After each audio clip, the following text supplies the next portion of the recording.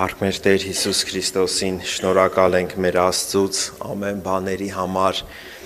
որովհետև ինքը ամեն բան արել է եւ ոչ մի պակաս բան չի թողնել մեզ համար, եւ այսօր էլ խոսում է մեր սրտերի հետ,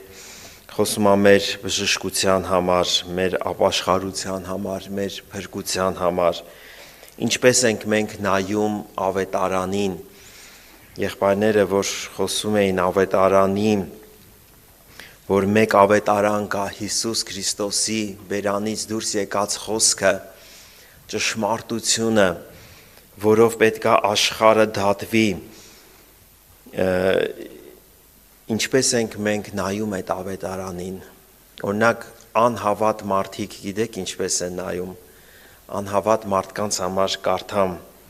առաջի Կորինթացիների թուղթ առաջի գլխի 18 համարը, Քանզի խաչի քարոզությունը կորսվածներուն հիմարություն է, բայց մեզի փրկվածներուս Աստծո զորությունն է։ Անհավատ մարդու համար, որը Աստծուն չի հանդիպել եւ չունի իր մեջ աստվածային հավատքը, դա իր համար հիմարություն է։ Ասում է, հա հավատացիր Հիսուսին եւ քո մեղքերը ջնջվեցին։ Մեկը մեռավ բոլոր մարդկանց մեղքերի համար, ոնց է Հիսուսի արյունը ջնջում մարդկանց մեղքերը, իրանց համար հիմարություն է, բայց մեզի համար դա Աստծո զորությունն է,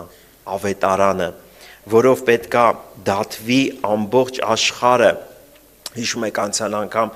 մի համար հիշեցինք, որ Տեր Հիսուսը ասեց այն խոսքը, որ ես ձեզ խոսեցի, այդ խոսքը ձեզ վերջի օրը պետք է դատի, եւ ով որ խոսքից դուրս լինի ինքը դատվելու է։ Մի համար էլ ես էլի որպես լրացում, ուզում եմ լրացնել, շարունակել եւ հիշեցնել Հռոմեացիների 2-րդ գլխի 16-րդ համար, ինչպես ասում.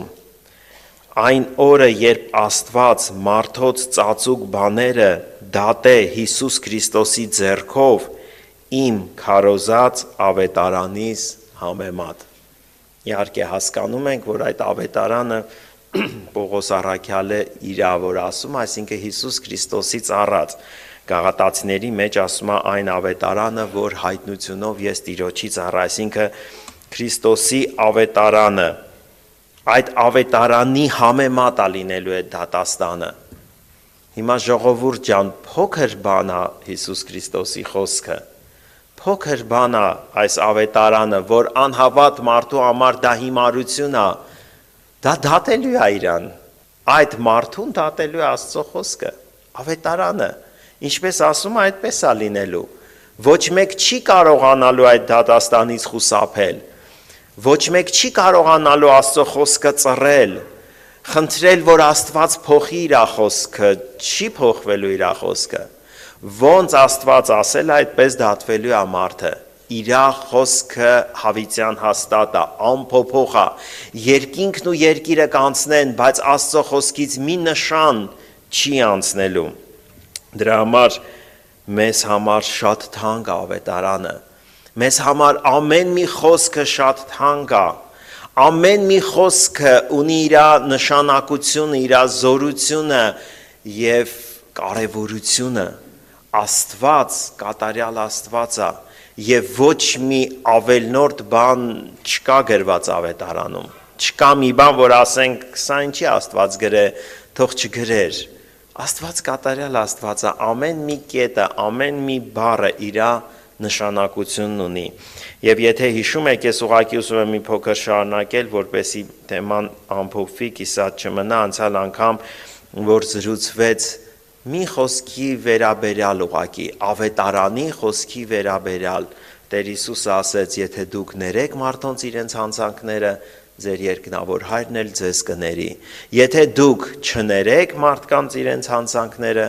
ձեր երկնավոր Հայրն էլ ձեզ չի ների, սա Տեր Հիսուսն է ասել, սա ավետարանն է, սա ավետարանի խոսքն է, այս խոսքը դատելու է աշխարհի բոլոր մարդկանց, Ես ու դու էլ պետք է կանգնենք Աստծո առաջ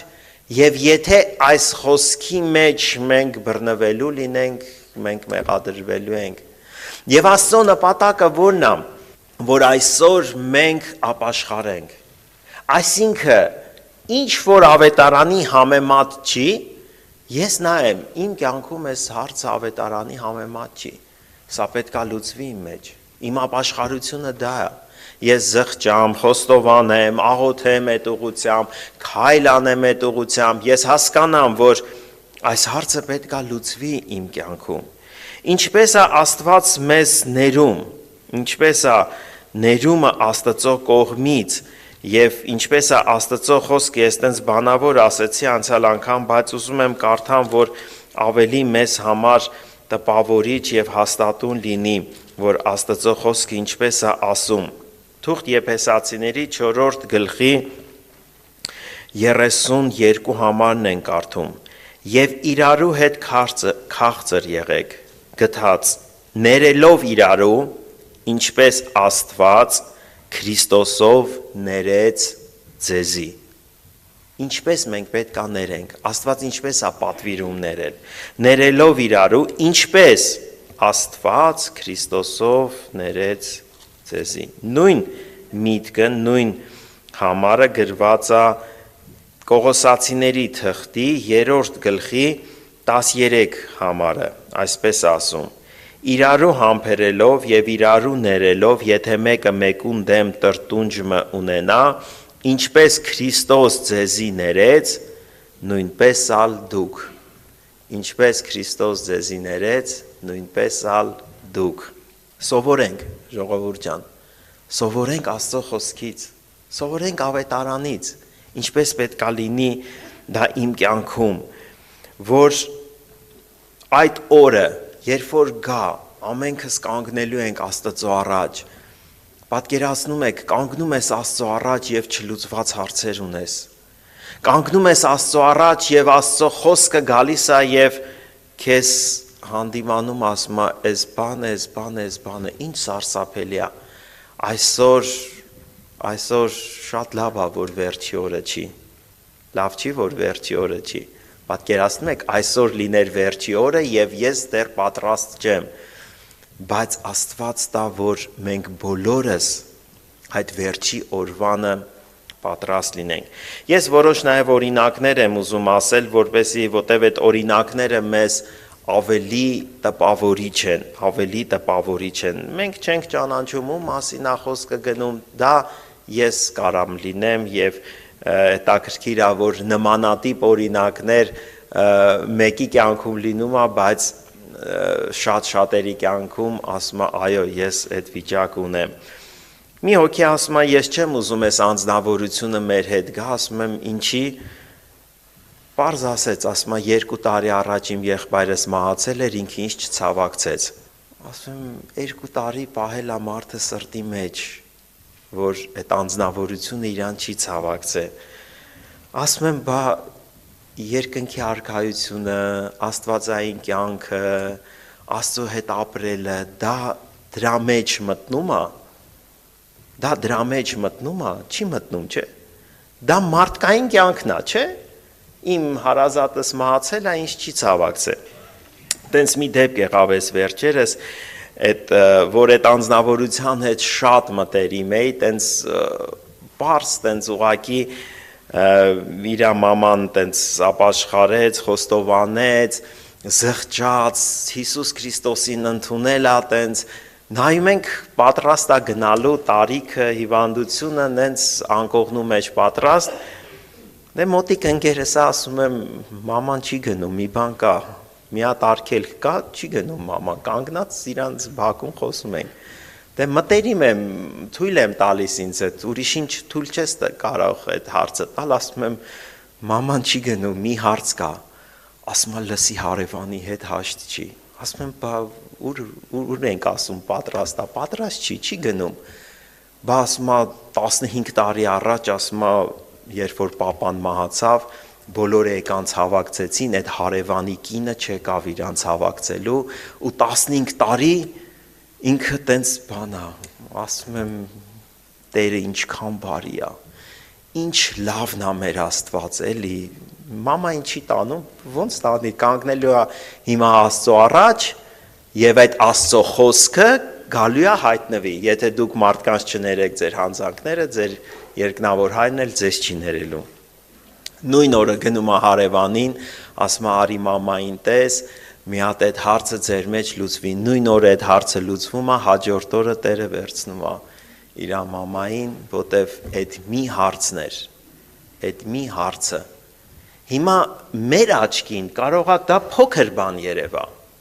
Հենց ասում ենք դե լավ, հիմա մեկի հետ մի քիչ խռով է։ Բայց դա շատ կարևոր հարց է։ Դա շատ կարևոր հարց է։ Ինչ լավն է մեր Աստվածը, չի մարդուն են անկողնու մեջ հիվանդ 4-րդ աստիճանի ռակ 80 քանի տարեկան նենց բոլորը գիտեն ասում են ինչի՞ չի մահանում դի բոլոր օրենքների համեմատ մահանա բժշկական հիվանդության տարիքի եւ այլն բայց հաց չի ուտում եւ այլն քանի օր չի մահանում ոնց Տերը վերցնի սիրում այդ հոգուն չի վերցնում հոգին հարևանի հետ վերջի հարցներ, վերջի հարցը պիտի լուծվեր իր կյանքում։ Հաշտվելն ու գնալը մեկ եղավ։ Մեկ լինում է եղբայրները գնում են հիվանդին այցելելու, խոստովանություն ա լինում, ինչ որ տենց այդ վերջի հարցերն ա լինում, այդ վերջի հարցերը լուծվելուց հետո այդ հիվանդը արդեն հոգին ավանդում, ասում են եկան աղոթեցին մեռավ կամ մենք չենք աղոթում, որ մեռնի, մենք աղոթում ենք, որ մարդու կյանքում լուծվի իր հարցերը, մարդը Աստծո առաջ է կանգնելու, ժողովուրդ ջան, դրանից կարևոր բան կա, օրինակ կարևոր չի, գիտես, քանի տարեկան ես, ուսում առած ես, տառաճանանց չես, որ ազգից ես, որ լեզվից ես, կին ես, տղամարդ ես, հարուստ ես, աղքատ ես, առողջ ես, հիվանդ ես, դրանք երկրավոր հարցեր են, երկրավոր բաներ չասեցի ես, ինչ որ ասեցի երկրավոր է, չէ, բայց երկնայինն է կարևոր, մարդը կանգնում է Աստծո առաջ և իրա առաջ բացվում է հավիտենությունը, հավիտենական կյանք և հավիտենական կորուստ, այդ երկուսն է, մի եղբայր այսպես տարիներ առաջ, որ ասեց իմ մեջ շատ է տպավորվել, որ մարդը երկրի վրա ապրելը իրա պատրաստությունն է մահվանը, մարդը պատրաստվում է մեռնելու, սա է երկրի վրա ապրելու նպատակը, մեռնել, այսինքն հոգևոր իմաստով հասնել Աստծո ուզած վիճակին, որ պետք է Աստծո առաջ ես կանգնեմ, և մի եղբայր էլ բացատրում էր, որ այս երկրավոր կյանքը կյանք չի, սա դեպի մահ է մարդը գնում, չէ, օրինակ հիմա ամեն օրը որ անցնում է, ամեն տարին որ անցնում է, ես իմ մահվանն եմ մոտենում, չէ, իմ կյանքին մարմնավոր ֆիզիկապես առումով, եթե ես պիտի վերցնենք ապրեմ 80 տարի, 60 տարեկանում 20 մնացել, 65-ում 15, 70-ում 10, քանի ապրում եմ, այնքան գնում եմ իմ վերջի օրվանը, դրա համար բացատրում էր, որ կյանք ես երկրավոր ապրելով չի, կյանքը Հիսուսն է, ես քանի գնում եմ պետք է իրան մոտենամ, կյանքի մեջ առաջ գնամ և հոգևոր առումով այո, քանի ես ապրում եմ երկրի վրա, ես մոտենում եմ Աստծուն, եթե ապաշխարում եմ, եթե ավետարանը իմ համար թանկ է, ժողովուրդ ջան, ավետարանը իմ համար այնքան թանկ պետք է լինի, մարդիկ ասում են ախր դիմացինը սխալ է, այո, դիմացինը սխալ է, բայց պետք է իրան ներես, ես ինչքան սխալ էի, որ Աստված ինձ ներես, դա Աստվածային կյանքն է, Աստված մեզանից չի պահանջում իր կյանքից դուրս բան, այսինքն Աստված այդպիսինը չի, ու ինձանից պահանջում է, որ ես այդպես անեմ, ոչ, Աստված ինչպիսինն է, այդպես է ինքը պահանջում, եթե Աստված մեզ չներեր, երբ որ մենք մեղավոր էինք, ու մեզ պահանջեր ասեր դուք պիտի ներեք բոլոր մարդկանց, մենք ասենք Աստված արդարացի չի, ինքը չի ներում, մեզ ասում է ների, այդպես շատ լինում է, չէ, ասում են, այս մարդը տենց չի ապրում, բայց մեզ ասում է, սենց պետք է ապրեք, դա չի ընդունվում մարդկանց կողմից, և Աստծու կողմից էլ անարդարություն կլիներ, բայց Աստված այդպիսինը չի, Աստված, որ ասում է սիրեք, ինքը նախ սիրեց, Աստված, որ ասում է ներեք, ինքը ներեց, որ Աստված ասում է Մի գողացեք, ինքը կյանք տվող է, գողը սատանան է, եթե Աստված ասում է սուտ մի խոսացեք, ինքը անսուտն Աստված է, այդպես է գրված։ Այսինքն մենք պետք է հասկանանք, որ Աստված մեզ կանչել է իր կյանքով ապրելու եւ իր կյանքից է դա բխում։ Եվ եթե իմ մեջ այդ պատվիրանքները խոսքը չի կատարվում, նշանակում է ես իր կյանքի մեջ չեմ։ Ես իր կյանքի մեջ չեմ։ Եթե մենք կարդում ենք ինչպես Քրիստոս մեզ ներեց, պատկերացնում եք Աստված անընդհատ հիշեցներ Պետրոսին, դու ինձ ուրացել ես, դու ինձ ուրացել ես, դու ինչ մարդ ես, դու ուրացար, բայց ոչ մի անգամ Պետրոսը մտածեց, որ աշակերտներին Տերը կանչում է, իրան չի վերաբերվում։ Մի եղբայր ասում էր ամենակարևոր եւ կարճ քարոզը եւ Պետրոսին Տերը ասեց գնա իմ աշակերտներին եւ Պետրոսին, որ Պետրոսը չմտածի, որ ինքը ուրացել է, դա իրան չի վերաբերվում։ Տերը ասեց եւ Պետրոսին ասեք, որ գնան, ես հանդիպելու եմ իրանց հետ։ Թող Տերը մեզ օգնի։ Հիմա ժողովուրդ ջան, իրոք մենք որքանով ենք խորը հասկանում, գիտակցում, կանգնելու ենք Աստծո առաջ, մեր ավագ եղբայրներից մեկը ասում էր հոգի ենք տալու։ Մենք պետք է իմանանք այդ օրը գալու է, ինչպես եմ ես ապրում, ինչպես եմ խոսում, վիրավորեցի մեկին անցա գնացի, նեղացրեցի անցա գնացի, մեկի հետ անհաշտ եմ անցա գնացի, բայց կանգնելու եմ Աստծո առաջ։ Եվ եթե մարդկորեն եմ ասում, սա ես որ ասում եմ մարդկորեն եմ ասում, եթե դիմացինը ներելու բան չի, բայց Աստծո խաթր, այսպես ասած, Աստծո խոսքի այդ